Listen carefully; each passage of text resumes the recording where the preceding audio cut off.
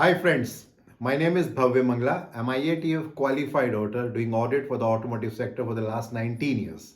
I'm again back with a very interesting topic, and today I'm going to talk about the difference between PDCA, Plan, Do, Check and Act, and SDCA, Standardize, Do, Check and Act.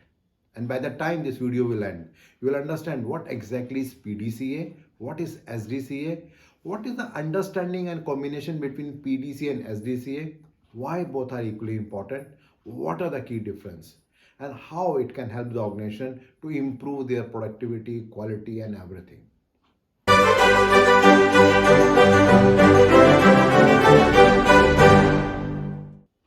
Well, let me start by giving a very routine example about many of us think about losing overweight. Say, for example, we want to lose weight by 5 kg in, say, coming 3 months. And many of times we are successful in losing overweight. Well, after a couple of months, we realize that after losing the weight, we are again gaining the weight, and maybe it is going up to say 5 to 6 kg also. Why does it happen? And something you must have seen for the children also, that they are studying very hard and they are reaching to their peak, and when the exams are coming, all of a sudden their performance deteriorates, and then their marks go down. Why does it happen? That, and sometimes we use a word called burnout that happens. Something similar is the relationship between PDCA and SDCA. So let me first talk about PDCA. When we talk about PDCA, primarily we are talking about planning, doing, checking, and act. So here the intent is that whenever we want to do any improvement, we plan what exactly we want to do. Then whatever has been planned, then we actually do that. Then we check that whether what has been planned, it has been implemented or not.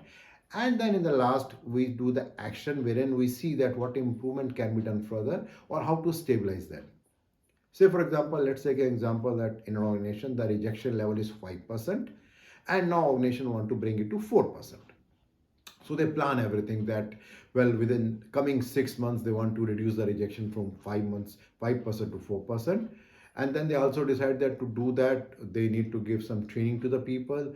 They need to implement some foolproofing or poka yoka, or maybe they need to have some standard operating procedures, and some other things are being planned. Based on that, they actually implement that. That is a do part. Once they implement all those things, then they check that whether after 3 months or 6 months the rejection has reduced from 5% to 4% or not. And then last step is action, wherein they verify that what is the good which happened, and if something has not happened as per the plan, what needs to be done. And in case the rejection reduced from 5% to 4%, then the next target is to bring it to 3% and then 2% and 1%. And in the same way, this PDA cycle goes on, which is called an improvement cycle also, which is a Deming cycle, which was identified long back. Now that brings another question. Now we reduce the rejection from 5% to 4, then 3, then 2 to 1. Then what next? Many a time it happens that after a while we again come back to the same level of 5% and even more. Why does it happen? Because whatever improvements that we have done, they are not sustainable, and that's why we again come back to that. Now to make sure that things are sustainable, there comes another thing that is called SDCA: standardize, do, check and act.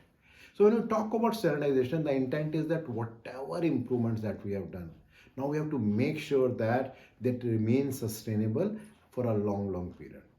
Because you must have seen that when we are talking about any root cause analysis for any complaint, generally there are three key points which are always coming. Maybe first of all thing is that there is no standard which is there.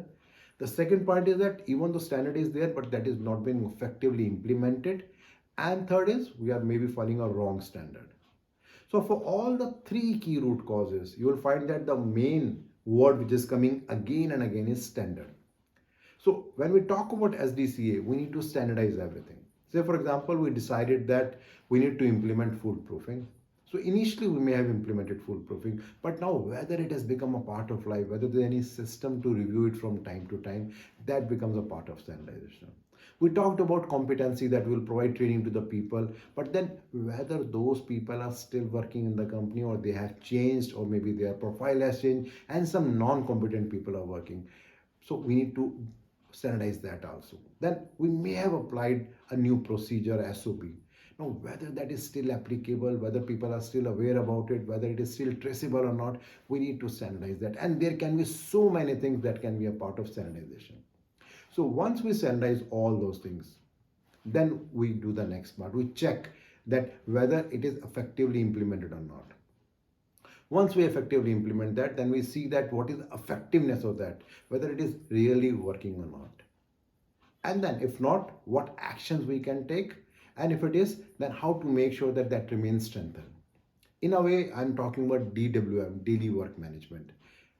So the intent is that with a combination of PDCA and SDCA, we can make sure that whatever improvements that we have done in the organization, how we can standardize and how we can sustain that.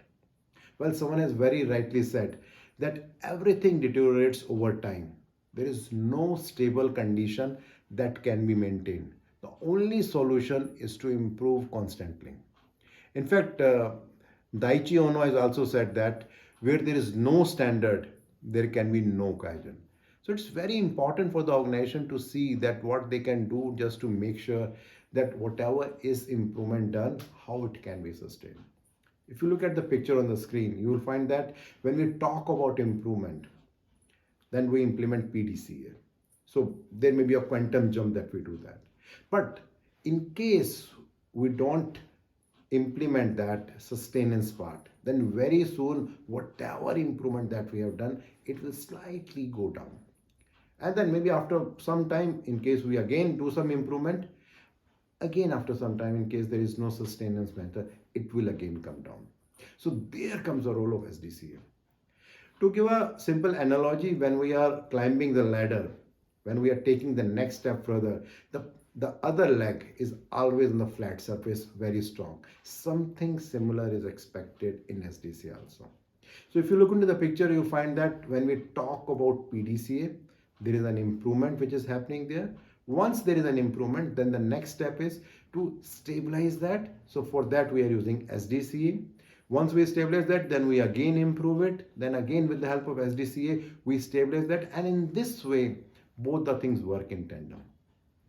At times, there is always a possibility that it's very difficult to find out that what is PDCA and what is SDCA.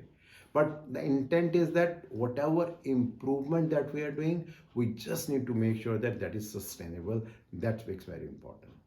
So if I do a quick summary in between, primarily when we talk about PDCA, we are talking about improvement. And whenever I'm talking about SDCA, I'm talking about how to sustain that improvement so that we can regularly get the benefit. And certainly when an organization effectively implements both PDCA and SDCA, there are a lot of benefits that organization can get. Some of the key benefits, if I talk about, includes, first of all, there is a possibility of the losses getting reduction is very high. Then certainly sustaining improvement, as I said earlier, becomes very easy with SDCA. Then whatever wastages of time is there, that get reduced. It also helps to improve the bar with respect to the improvement standards. And certainly it helps the organization to measure that what improvements had happened with respect to the previous stage. And then whatever improvement has happened, they can be sustained for a long time. That is possible. So that brings last point, that what are the key industry challenges with respect to PDCA and SDCA. The first challenge is that how many organizations or how many individuals are very clear about the difference between PDCA and SDCA. The second challenge is that even if people are aware about PDCA and SDCA, how effectively organizations are using them in tandem so that they can get benefit out of that. So if I do a summary, primarily I talked about PDCA and SDCA. When I talk about PDCA, it is about improvement in the process. Say, for example, improving the productivity, reducing the rejection. And when I talked about SDCA, it is about sustenance of that, wherein whatever improvement that we have done, how to make sure that that remains there and should not slide down that. Well, my next video will be with respect to balance scorecard. Regularly, I'm getting a lot of feedback from your side, and they're helping me to understand your expectations. So please do continue that. And in case you're liking these kind of videos and blogs, you can always share with your friends and colleagues, and you can subscribe to my YouTube channel and my website bhavyamindra.com. And in case you want to understand a little bit more about this video, you'll find a link below. If you click that, you'll find a blog there. And there you'll find a lot of information with respect to this particular video. Thank you.